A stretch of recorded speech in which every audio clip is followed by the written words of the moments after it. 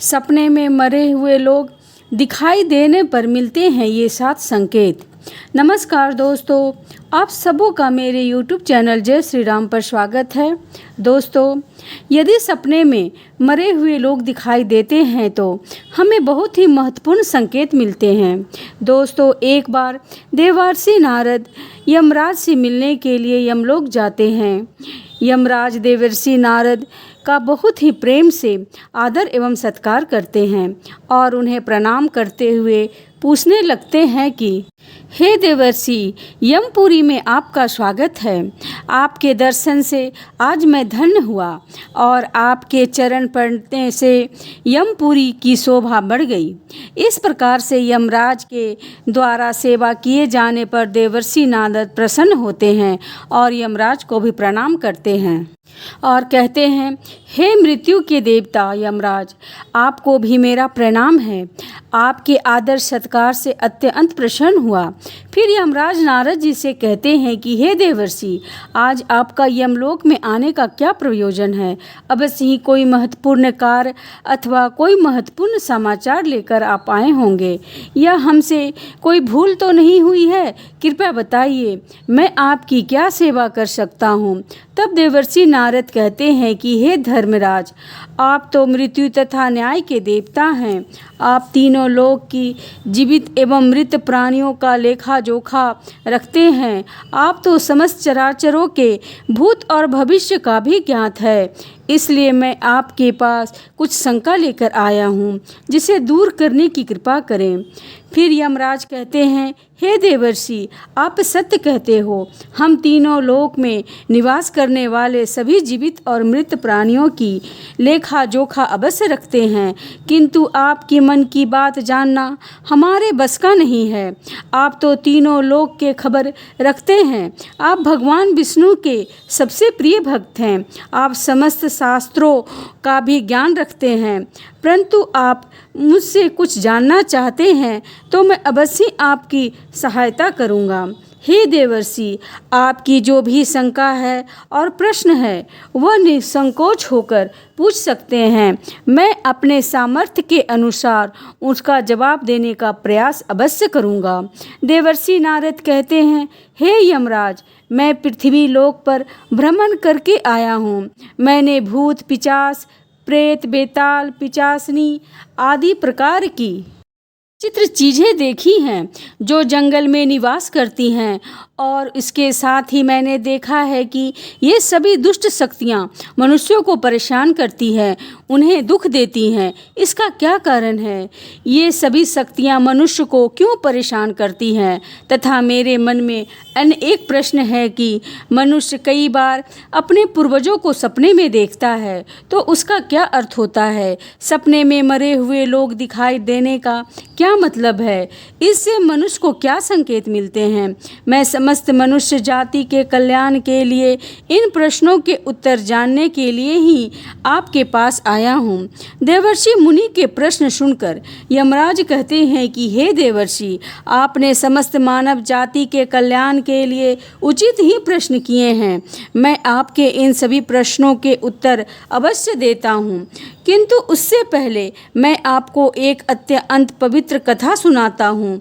इस कथा में आपको आपके सभी महत्वपूर्ण प्रश्नों के उत्तर मिल जाएंगे। आप इस कथा को ध्यान से अवश्य सुने।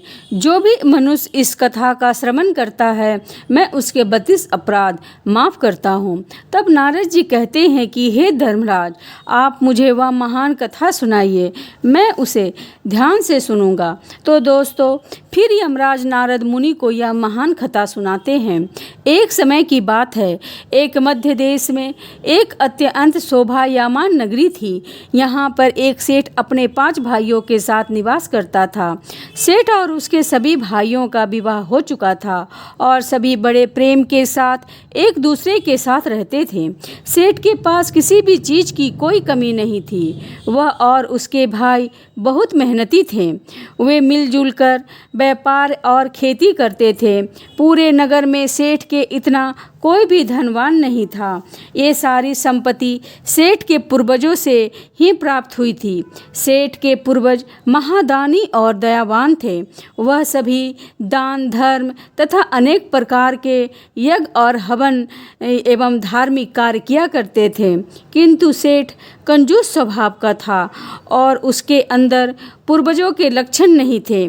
सेठ ना दान धर्म करता और ना ही यज्ञ हवन आदि कार्य करता था। सेठ ने धन को बहुत ही इकट्ठा किया था, किंतु कभी उसने उस धन का सदुपयोग नहीं किया। उसने कभी किसी को फूटी कौड़ी भी दान में नहीं दी और ना ही किसी गरीब को भोजन कराया। सेठ के पूर्वजे तो मंदुल में भंडारा किया करते थे, गरीबों को वस्त्र तथा अन्न का दान दिया करते थे। लेकिन सेठ ने अपने पूर्वजों का कभी अनुसरण नहीं किया। वह हमेशा ही धन कमाने और धन का संचय करने में लगा रहता था, जिससे उसके पास बहुत सारी धन और संपत्ति तो हो गई, लेकिन उसके पूर्वज उससे बहुत दुखी और नाराज हो गए। सेठ के पूर्वजों को अपने पुत्र का व्यवहार ठीक नहीं लगता था। इसी कारण से वह पितृलोक में भी दुखी ही रहा करते थे। धन कमाने के लालच में सेठ इतना खो गया कि वह अपने पूर्वजों को भी भूल गया और उसने उसके पूर्वजों का श्राद्ध एवं दर्पण आदि कार्य करना भी बंद कर दिया, जिससे उसके पूर्वजों की आत्मा की तृप्ति नहीं होती थी। वह अपने पुत्र के ऐसे व्यवहार से दुखी रहने लगे। फिर एक दिन सेठ के पूर्वज चर्चा करते हैं और उनसे मिलने जाने के विषय में सोचते हैं। फिर सभी पितृगण यमराज के पास जाते हैं और उनसे प्रार्थना करने लगते हैं। वे सभी पितृ यमराज से कहते हैं कि हे धर्मराज, हमारे पुत्रों की मति भ्रष्ट हो गई है, जिस कारण से हमें संतुष्टि नहीं हो रही है। कृपा आप हमारे पुत्रों से मिलने के लिए एक बार जाने दें। हम हमारे पुत्रों को समझा करके लौट आएंगे। उन्हें शास्त्रों का ज्ञान देकर फिर से यमलोक लौट आएंगे। तब यमराज उन्हें आज्ञा देते हुए कहा कि महात्माओं, तुम लोग अपने पुत्रों से मिलने के लिए तो नहीं जा सकते, किंतु तुम अपने पुत्रों को स्वप्न के माध्यम से संकेत अवश्य दे सकते हो। फिर वे सभी पितृ इस बात पर सहमत हो जाते हैं और एक एक करके अपने सभी पुत्रों के सपनों में जा करके उन्हें दर्शन देते हैं। सबसे पहले वह अपने सबसे बड़े पुत्र के अर्थात उस सेठ के सपने में दर्शन देते हैं एवं उन्हें संकेत देते हैं, किंतु उनका बड़ा पुत्र उनके संकेतों को समझ नहीं पाता।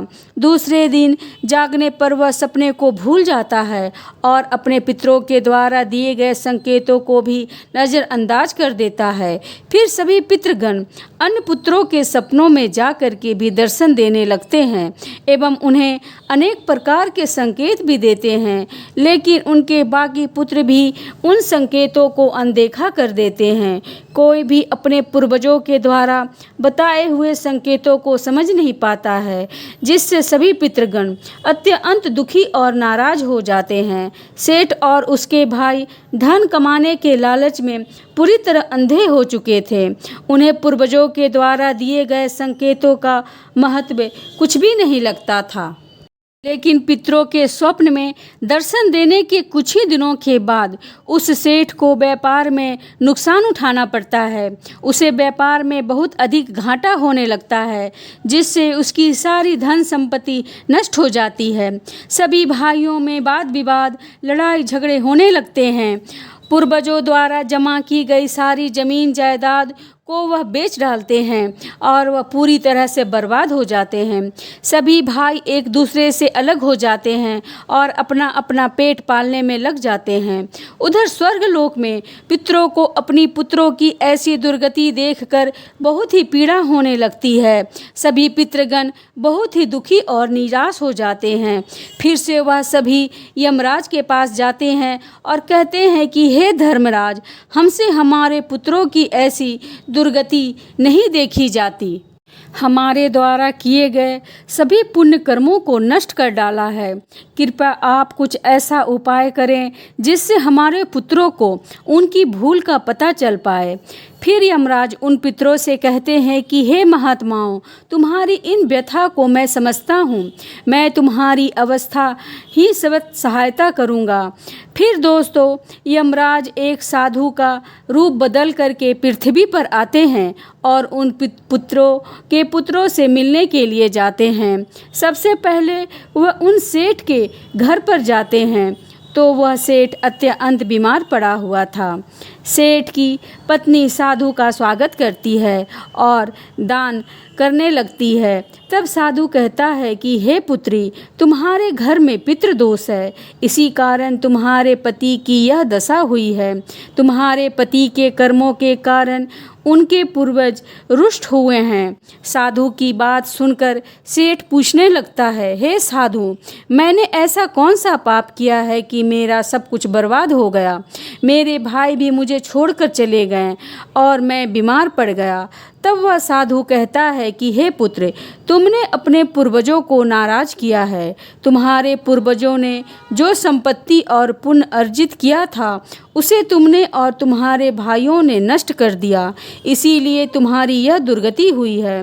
तुम्हारे पूर्वजों ने सपनों में आकर तुम्हें कई महत्वपूर्ण संकेत दिए थे, किंतु तुमने उन संकेतों को अनदेखा कर दिया और अपने पूर्वजों को अपमानित किया है। यही कारण है कि तुम्हारा सारा वैभव नष्ट हो चुका है। इस प्रकार से उस साधु के द्वारा बताने पर उस सेठ को सब कुछ पता चल जाता है। उसे याद आ जाता है कि उसके सपनों में पूर्वजों ने दर्शन दिए थे।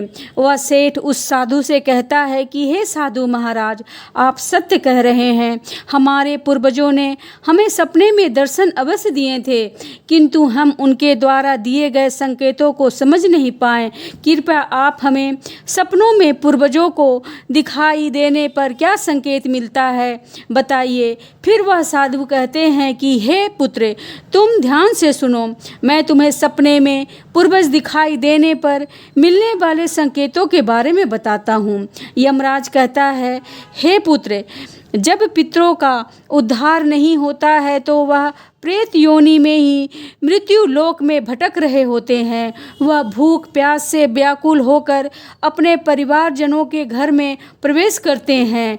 यदि सपने में घोड़ा, हाथी, बैल अथवा मनुष्य विकृत रूप दिखाई पड़े तो समझ जाना चाहिए कि पितृगण अपने पुत्रों के व्यवहार से दुखी हैं।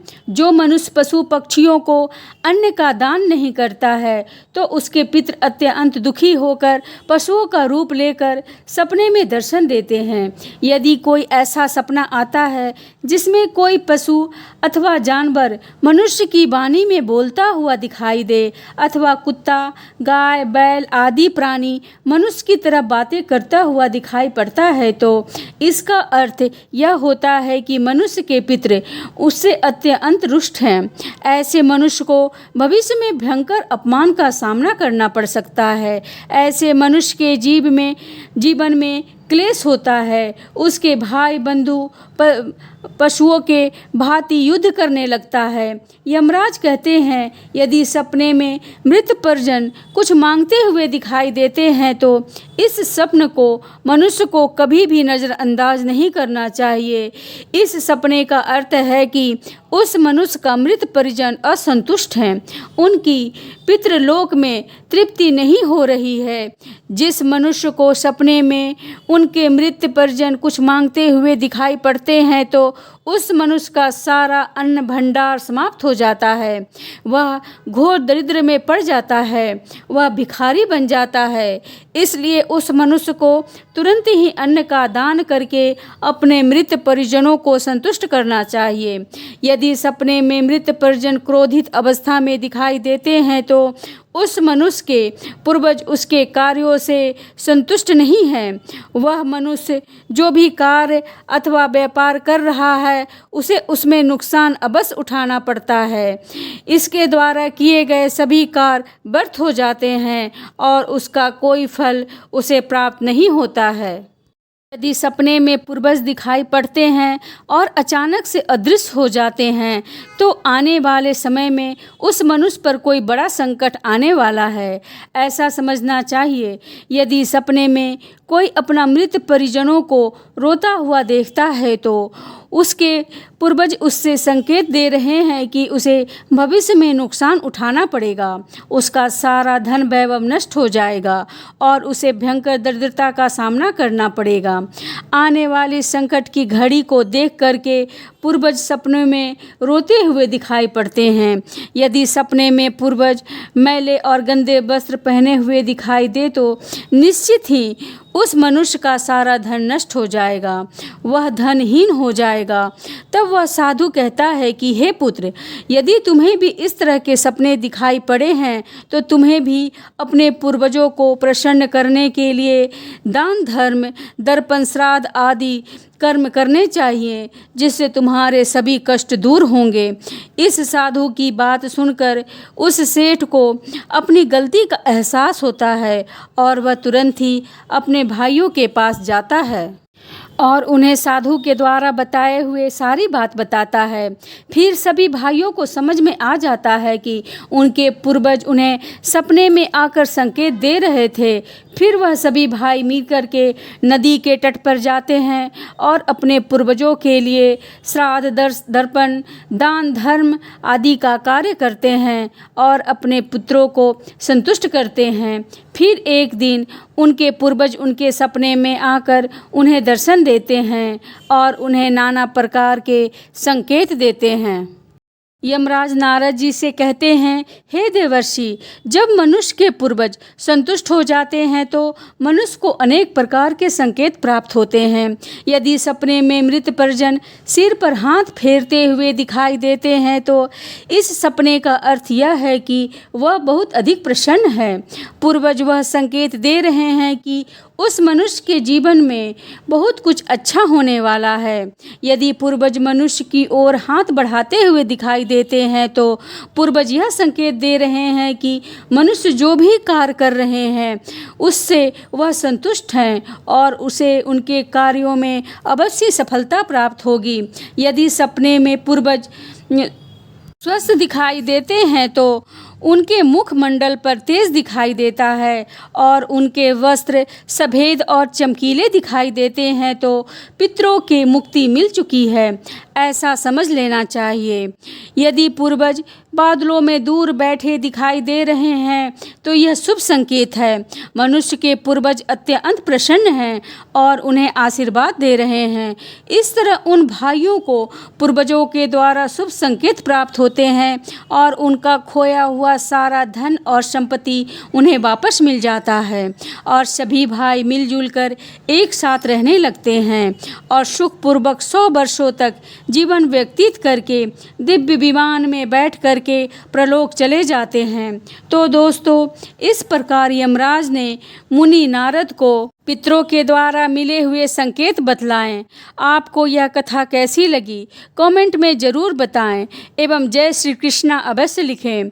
वीडियो को लाइक एवं सब्सक्राइब अवश्य करें। जय श्री राम।